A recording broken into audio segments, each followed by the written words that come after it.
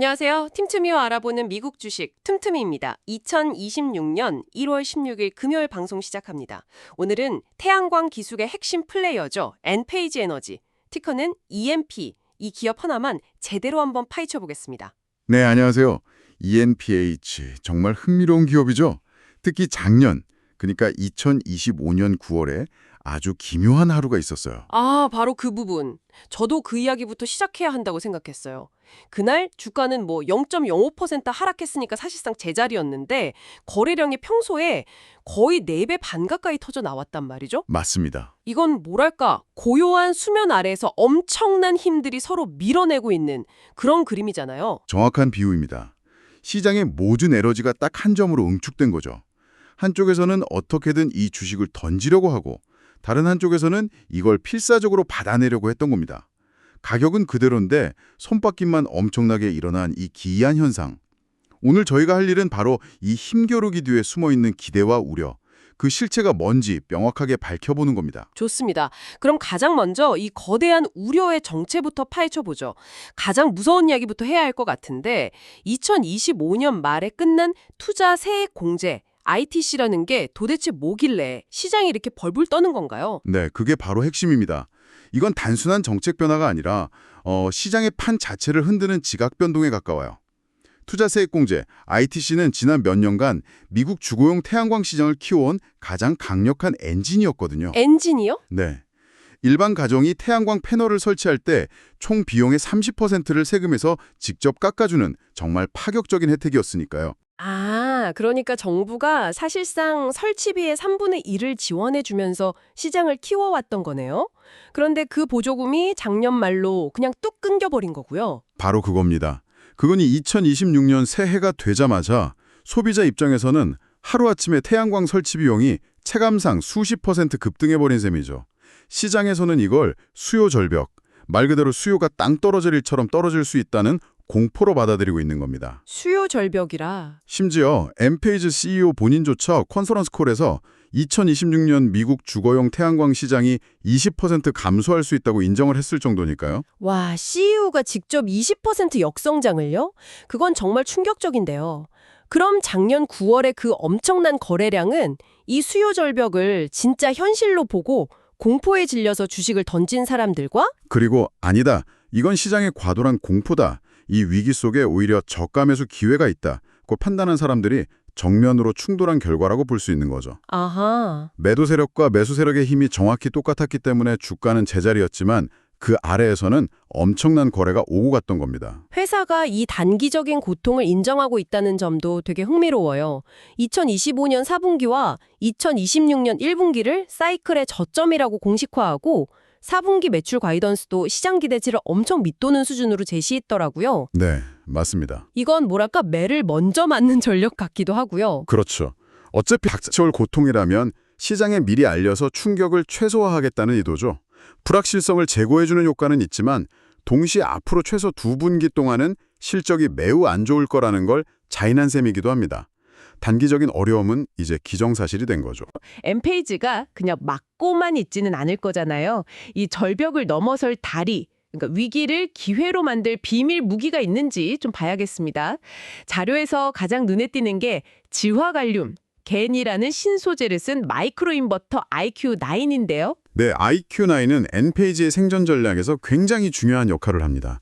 이건 그냥 이전 모델보다 성능이 좀 더 좋아졌다, 이런 수준의 업데이트가 아니에요. 그런 게 아닌가요? 네, 핵심은 두 가지입니다. 첫째는 차세대 전력 반도체 소재인 질화갈륨, 겐을 사용해서 효율을 극대화했다는 점. 그리고 둘째는 이걸 통해서 업계 최초로 480V 삼상 전력을 지원하게 됐다는 점입니다. 480V 삼상 전력 지원. 이게 기술적으로는 되게 대단해 보이는데 사업적으로는 어떤 의미가 있는 건가요? 이게 왜 그렇게 중요한 돌파구죠? 그게 바로 엔페이지에게 완전히 새로운 시장의 문을 열어주기 때문입니다. 기존의 엔페이지 주력 제품들은 일반 가정집에서 쓰는 단상 전력에 맞춰져 있었거든요. 그런데 480V 삼상 전력은 공장이나 대형 상가 같은 상업용 건물에서 쓰는 표준 규격이에요. 아하, 그러니까 IQ9은 그냥 신제품이 아니라 가정집이라는 울타리를 넘어서 상업용 건물이라는 새로운 땅으로 진격하기 위한 무기인 셈이군요. 맞습니다. 수요 절벽으로 쪼그라드는 주거용 시장 의존도를 낮추고 사업을 다각화하려는 아주 전략적인 움직임이네요. 정확합니다. 미국 내 소규모 상업용 태양광 시장만 해도 약 4억 달러, 우리 돈으로 5천억 원이 넘는 규모거든요. 엔페이지 입장에서는 놓칠 수 없는 새로운 먹거리죠. 그리고 여기서 더 나아가서 엔페이지가 꿈꾸는 더 큰 그림을 보여주는 제품이 바로 양방향 전기차 충전기입니다. 와, 이건 정말 미래 기술처럼 들리는데요. 자동차를 집의 비상 전원으로 쓴다는 개념이잖아요. 네, 맞습니다. 이게 바로 엔페이지가 단순한 태양광 부품 회사를 넘어서 가정 에너지 관리 플랫폼 기업으로 진화하려는 야심을 보여주는 대목이죠. 단순히 전기차를 충전하는 걸 넘어서요. 정전이 되면 자동차 배터리에 저장된 전기를 끌어와서 집안 조명을 켜고 냉장고를 돌리는 겁니다. V2H라고 하죠. 자동차가 그냥 거대한 보조 배터리가 되는 거네요. 거기서 한 걸음 더 나아가면 전력 사용량이 적은 시간대에 남는 전기를 전력망에 되팔아서 돈을 벌 수도 있습니다. V2G라고 부르죠. 와. 중요한 건 이 시스템은 집 지붕에 태양광 패널이 없어도 작동한다는 점입니다. 아, 그래요? 네, 즉 엔페이지의 잠재 고객이 태양광 설치 가구에서 모든 전기차 소유주로 확장되는 효과를 가져오는 겁니다. 와. 이건 정말 야심찬 계획인데 근데 그만큼 경쟁도 엄청 치열하지 않나요?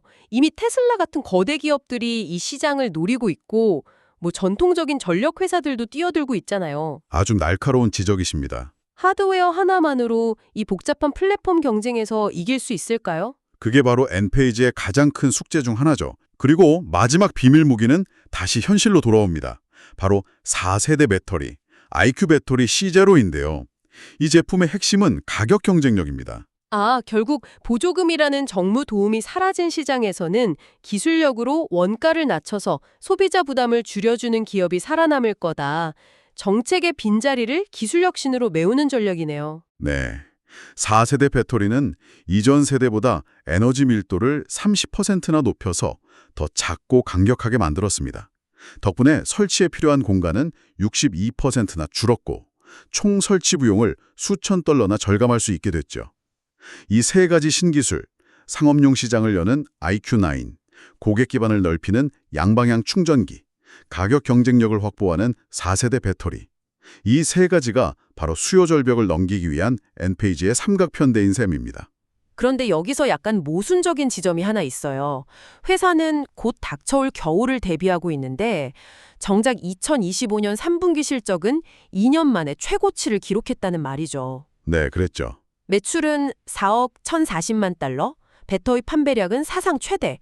이렇게 실적이 좋은데 왜 시장은 계속 불안해하는 걸까요? 그 지점이 바로 이번 분석의 핵심 중 하나입니다. 숫자 뒤에 숨겨진 진실을 봐야 하는데요. 여기서 우리는 세이프 허버라는 개념을 이해해야 합니다.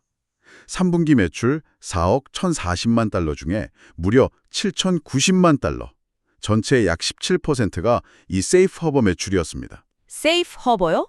안전한 항구라는 뜻인데 이게 매출에서는 어떤 의미로 쓰이는 거죠? 쉽게 비유하자면 미래 매출 당겨쓰기입니다. 당겨쓰기요? 네. ITC 세금 혜택이 2025년 말에 종료된다는 걸 모두가 알고 있었잖아요. 네, 그렇죠. 그래서 태양광 설치 업체들이 혜택이 사라지기 전에 법적인 효력을 확보하려고 당장 설치 계획이 없는 물량까지 3분기에 미리 대량으로 사재기를 해둔 겁니다. 아, 마치 대형마트에서 곧 단종될 인기 상품을 상보에 미리 쟁여두는 것과 같은 거군요. 정확합니다. 당장 매출은 확 오르겠지만 그건 미래에 팔았어야 할 물건을 미리 판 것뿐이니까 그 다음 분기 매출은 곤두박 칠 수밖에 없겠네요. 네, 맞습니다. 그 덕분에 3분기 장부상 실적은 아주 화려하게 찍혔지만 실상은 4분기나 2026년 초에 발생했어야 할 잠재적 수요를 미리 끌어와서 만든 착시 효과에 가까운 거죠. 이것이 바로 3분기 실적이 역대급이었음에도 불구하고 회사가 곧바로 4분기 매출 전망을 비관적으로 제시했던 이유입니다. 아, 속을 들여다보니까 마냥 웃을 수만은 없는 상황이었군요. 다만 이런 불합을 버텨낼 체력은 충분해 보여요. 자료 보니까 작년 3분기 말 기준으로 보유한 현금성 자산만 14억 8천만 달러, 우리 돈으로 거의 2조 원에 가깝더라고요. 네, 맞아요. 이 정도면 혹독한 겨울을 버틸 땔감은 충분히 쌓아둔 셈 아닌가요? 네, 재무 건전성은 매우 튼튼합니다. 단기적인 위기 대응 능력에는 의심의 여지가 없죠. 덕분에 시장이 어려운 상황에서도 신기술 개발을 위한 R&D 투자를 멈추지 않을 수 있는 거고요. 좋습니다. 지금까지 정책 리스크, 기술적 돌파구, 그리고 재무 상태의 속사정까지 살펴봤는데요. 자료 중에 아주 흥미로운 내용이 있었어요.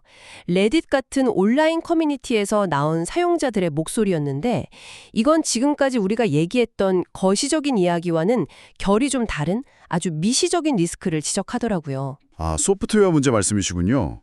저도 그 부분을 아주 인상 깊게 봤습니다. 네, 사용자들 말이 공통적으로 엔페이지 하드웨어, 그러니까 마이크로 인버터나 배터리 자체는 업계 최고 수준의 명품이 맞다. 하지만 정작 매일 스마트폰으로 들여다봐야 하는 앱, 엔라이텐 같은 소프트웨어는 버그도 너무 많고 직관적이지도 않아서 쓰기 불편하다는 거였어요. 이게 장기적으로는 어떤 문제를 일으킬 수 있을까요? 이건 엔페이지의 근본적인 정체성과 관련된 아주 치명적인 약점이 될 수 있습니다. 업계에서는 이런 상황을 기술 부채가 쌓였다고 표현합니다. 기술 부채요. 네. 앞서 엔페이지가 홈 에너지 플랫폼을 지향한다고 말씀드렸잖아요. 네네. 플랫폼의 핵심은 결국 사용자가 매일같이 접하는 소프트웨어 경험, 즉 UX입니다. 그런데 그 중심축이 흔들리고 있다는 신호죠. 레딧에 올라온 구체적인 사례를 보니까 더 심각하게 느껴지더라고요. 한 사용자는 소프트웨어 오류로 통신 장비인 게이트웨이가 고장났는데 원격으로 해결이 안 돼서 기술자가 몇 시간이나 차를 몰고 직접 방문해서 교체해야 했다고 하더라고요. 바로 그 지점입니다. 그건 단순히 고객 한 명이 불편을 겪은 차원의 문제가 아니에요. 소프트웨어의 실패가 곧바로 막대한 인력과 시간, 즉 비용으로 직결된다는 걸 보여주는 상징적인 사례입니다. 진정한 플랫폼 기업이라면 그런 문제는 마우스 클릭 몇 번, 그러니까 무선 업데이트로 해결했어야죠. 와. 엔페이지는 그걸 해결하기 위해 기름과 시간과 인건비를 태운 겁니다. 이건 두 회사의 DNA가 근본적으로 다르다는 걸 보여주는 거죠. 하드웨어는 최고급 스포츠차를 만들어 놓고 정작 그 차에 시동을 걸고 기능을 조작하는 앱이 계속 멈추고 오류를 일으키는 상황이네요. 그렇죠. 아무리 차가 좋아도 매일 그런 경험을 한다면 결국 다른 브랜드로 마음이 떠날 수밖에 없겠는데요. 네. 특히 경쟁사인 테슬라는 본질적으로 소프트웨어 회사이면서 하드웨어를 만드는 것입니다. 접견 방식 자체가 다르죠. 엔페이지의 비전이 집안의 모든 에너지 기기를 하나의 앱으로 완벽하게 통제하는 것인데 그 핵심인 앱이 불안정하다면 플랫폼 전략 자체가 모래 위에 지은 성이 될 수 있습니다. 이건 장기적으로 가장 큰 아킬레스건이 될 수 있습니다. 자, 그럼 오늘 나눈 이야기를 한번 정리해 보겠습니다. 자료들을 통해 본 엔페이지 에너지는 2026년 초 투자세액 공제 만료라는 예측된 폭풍우를 정면으로 마주하고 있습니다. 그리고 그 폭풍우를 뚫고 나아가기 위해 IQ9이라는 신무기로 상업용 시장이라는 새로운 항로를 개척하고 양방향 충전기로 더 넓은 바다로 나아가려 하고 있죠. 동시에 4세대 배터리로 배 자체를 더 튼튼하고 효율적으로 만들어서 파도를 견뎌내려는 계획이고요. 하지만 그 화려한 계획 이면에는 세이프하버라는 매출 착시 현상이 있었고 장기적으로는 그들의 정체성과 직결된 소프트웨어 경쟁력이라는 숨겨진 암초도 존재하고 있다는 걸 확인했습니다. 여기서 저희가 마지막으로 구독자분들께 던지고 싶은 질문이 하나 있습니다. 자료를 보면 엔페이지는 최근 전체 인력의 17%에 달하는 500명을 해고하는 대규모 구조조정을 단행했습니다. 이걸 어떻게 해석해야 할까요? 다가올 폭풍에 대비해서 배를 가볍게 만드는 현명하고 선제적인 경영 판단일까요? 아니면 우리가 아는 것보다 2026년의 수요 절벽이라는 파도가 훨씬 더 높고 거세다는 경영진만이 아는 불안한 내부 신호일까요? 그 구조조정이 위기에 대한 자신감의 표현인지 아니면 위기의 심각성을 보여주는 공포의 증거인지에 따라 EMPH의 미래는 전혀 다르게 보일 수 있겠네요. 자, 구독자 여러분은 EMPH의 미래를 어떻게 보시나요? 댓글로 여러분의 생각을 자유롭게 남겨주세요. 지금까지 틈틈이었습니다. 감사합니다.